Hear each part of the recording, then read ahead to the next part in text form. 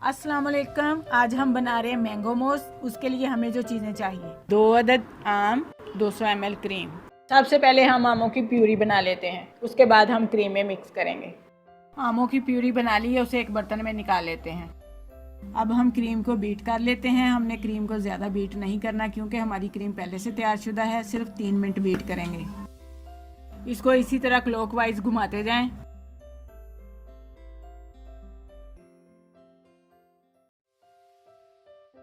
Cream beat हो चुकी है। अब इसमें शामिल करेंगे प्यूरी। प्यूरी को क्रीम में थोड़ा थोड़ा करके शामिल करेंगे ताकि क्रीम अच्छे से मिक्स हो जाए, और स्पैचुला को क्लॉकवाइज घुमाते जाएंगे।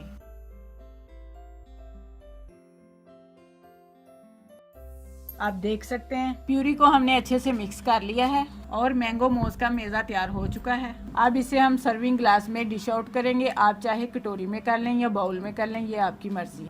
लीजिए, मैंगो मोस तैयार हो चुका है। ये बहुत जल्द और आसानी से बनने वाली रेसिपी है। ये बहुत लाइट और फ्लफी होता है और जायके में लाजवाब। खाने से पहले इसे 2 से 3 घंटे फ्रीज कर लें।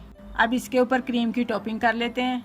ये गर्मियों के मौसम में बनने वाला सबसे सस्ता और ग़िज़ाइयत से भरपूर डेजर्ट है।